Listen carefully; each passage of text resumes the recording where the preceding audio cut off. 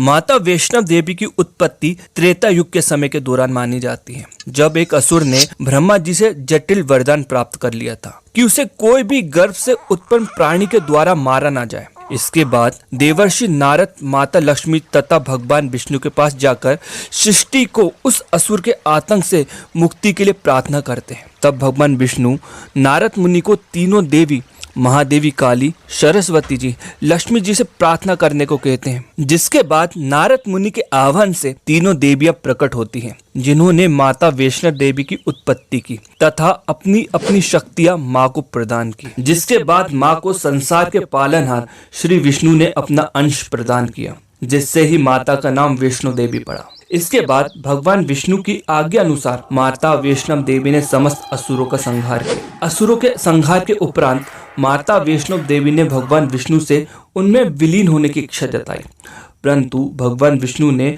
माता को समस्त भूलोक भक्तों के कष्ट को दूर करने के लिए कहा और माता को दक्षिण रामेश्वरम की ओर जाने को कहा, जहां पर राजा रत्नापुर की पुत्री के रूप में उन्हें जन्म लेने को कहा।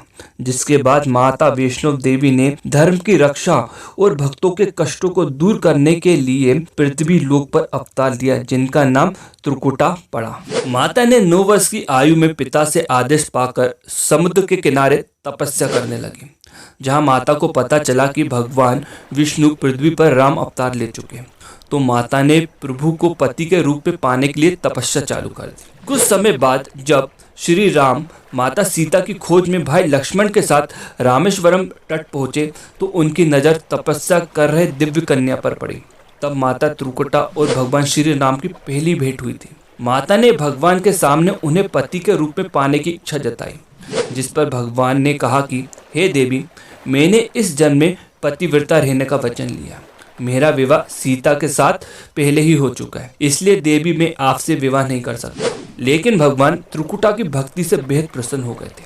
माता त्रिकुटा की भक्ति को देख भगवान श्री राम ने कहा, हे देवी, हम अभी सीता की खोज में लंका की ओर जा रहे हैं और मैं जल्द ही वापस आऊँगा। वापस आते समय मैं आपसे मिलूँगा। अगर आपने मुझे पहचान लिया तो मैं आपसे वादा करता हूँ कि मैं आपसे विवाह कर लूँगा। लेकिन देवी, अगर आपने मुझे नहीं पहचाना तो मैं अपने वचनों से मुक्त हो जाऊँगा।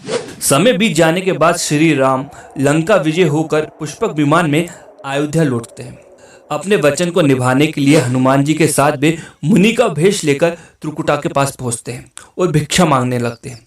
त्रिकुटा भगवान की माया में फंस जाती है और वे भगवान को पहचान नहीं पाती है।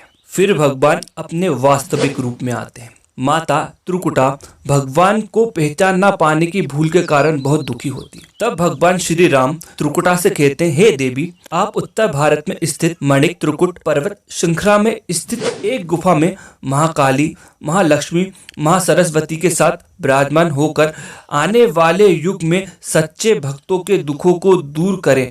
मैं कलयुग में जब कल्कि के रूप में अवतार लूंगा तब मैं आपसे विवाह करूंगा। तब तक महावीर हनुमान धर्म की रक्षा के लिए आपकी सहायता करेंगे।